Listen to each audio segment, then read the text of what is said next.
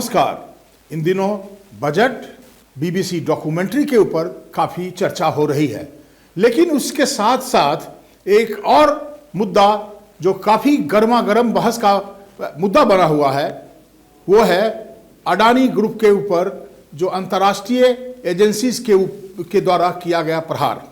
आज गौतम अडानी जो बहुत ही प्रभावशाली व्यवसायी हैं और जिनकी प्रधानमंत्री नरेंद्र मोदी से जो निकटता है, उसके चलते भी लोग उनको जानते हैं। गौतम अडानी गुजरात के रहने वाले हैं और कुछ ही दिनों में उन्होंने मतलब जो नाम अर्जन किया है, जो धन अर्जन किया है, उसके बारे में वो चर्चा के विषय में रहे हैं। आज गौतम अडानी के ऊपर कई तरह के आरोप लग रहे हैं और आरोप को हिंदुस्तान में नहीं लग रहा है। गौतम अडानी के ऊपर जो आरोप लगा है वो लगा है अमेरिकी जो रिसर्च ग्रुप है जिसका नाम हिडनबर्ग है, और उसने कहा है कि ये जो देश के पूंजीपति गौतम अडानी उनके ऊपर कई तरह का फ्रॉड का आरोप लगाया गया है। उनका कहना है कि इनका जो फर्म है अडानी ग्रुप, जो कई तरह के बिजनेस में बिजनेस कर रहा है, जिस एयरपोर्ट से लेकर के पोर्ट और एनर्जी और कई बाकी चीज़ों में इसके बिजनेस चल रहे हैं, ये कई वर्षों से जो शेयर का मार्केट में है उसमें घपला कर रहा है, उसमें गलत हथकंडे अपना रहा है। और इसका नतीजा क्या हुआ? कुछ दिनों पहले जो अडानी ने अब मार्केट में जो इन्वेस्टमेंट किया था, और ये दो तरह का इन्वेस्टमेंट होता है। एक तो आप पहली दफ़ा इन्वेस्टमेंट करते हैं, जब आप फिर से करते हैं उस मतलब सेकेंड टाइम में जब इन्वेस्टमेंट करते हैं, उसी को एफपीओ कहा जाता है। तो ये एफपीओ मतलब इन्वेस्टमेंट कर रहे थे इंटरनेशनल मार्केट में और अपने प्रोडक्ट के लिए, अपने फर्म के लिए। तो उसी समय ये हिडनबर्ग का जो रिसर्च रिपोर्ट जो सामने आया, उसे पूरे दुनिया में तहलका मच गया, भूचाल मच गया। और नतीजा क्या हुआ कि जो अडानी का जो क्रेडिट था इंटरनेशनल मार्केट में, दुनिया के दो प्रतिष्ठित फाइनेंशियल इंस्टीट्यूशंस जो संस्थान है, जो यूनाइटेड स्टेट का अमेरिकी सिटी ग्रुप जो लोन देती है वो, और स्विट्जरलैंड का क्रेडिट स्विस जो भी लोन देती है, इसने गौतम अडानी का जो फर्म है अडानी ग्रुप के मतलब जो करेंसी जो वैल्यू है उसको मानने से साफ इनकार कर दिया। कहा कि इसका जीरो वैल्यू है, और इसलिए पूरे इंटरनेशनल शेयर मार्केट में भूचाल सा आ गया। इसको बचाने के लिए गौतम अडानी की जो फर्म है, उसने रातों रात जो यहाँ के एफपीओ में जो पैसा लगाया था वो पब्लिक का पैसा था, क्योंकि स्टेट बैंक ऑफ इंडिया में पब्लिक का पैसा होता है, एलआईसी में पब्लिक का पैसा होता है, और ये सारे गौतम अडानी के फर्म में ये इस तरह की जो कंपनियां हैं हिंदुस्तान की, वो उसके इन्वेस्टर रहे हैं। तो नतीजा क्या हुआ कि अडानी के कंपनी को करीब 22.5 बिलियन यूएस डॉलर विड्रॉ करना पड़ा।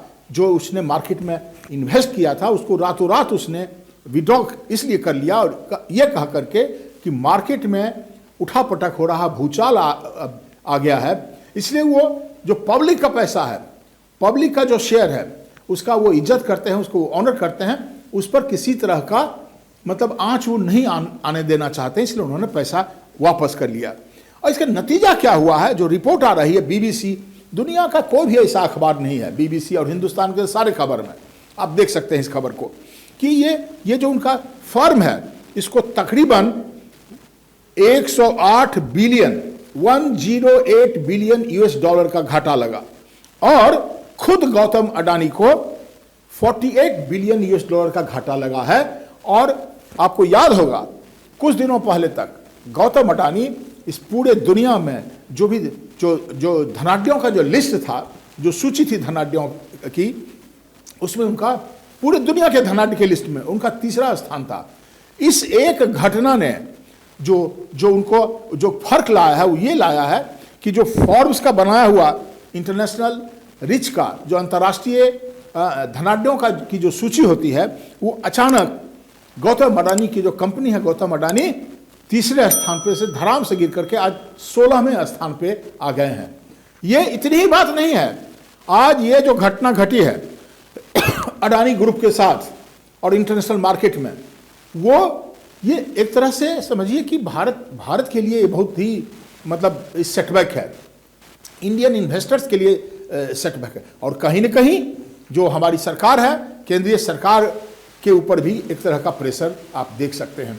और अगर ऐसा नहीं है तो जो विपक्ष है क्यों आज एकजुट है? अभी अभी जो राज्यसभा में कांग्रेस के लीडर हैं वो खड़गे साहब, उनकी अध्यक्षता में एक मीटिंग हो रही है और ये लोग जो जितने भी केंद्र में, लोकसभा में और राज्यसभा में जो भी विपक्ष की पार्टियां हैं वो बार बार डिमांड कर रही हैं कि दोनों इसके ऊपर डिस्कशन हो दोनों संसद में, और एक जेपीसी भी बने, माने ज्वाइंट पार्लियामेंट्री कमेटी, संयुक्त संसदीय कमेटी बने और इस पर जांच हो।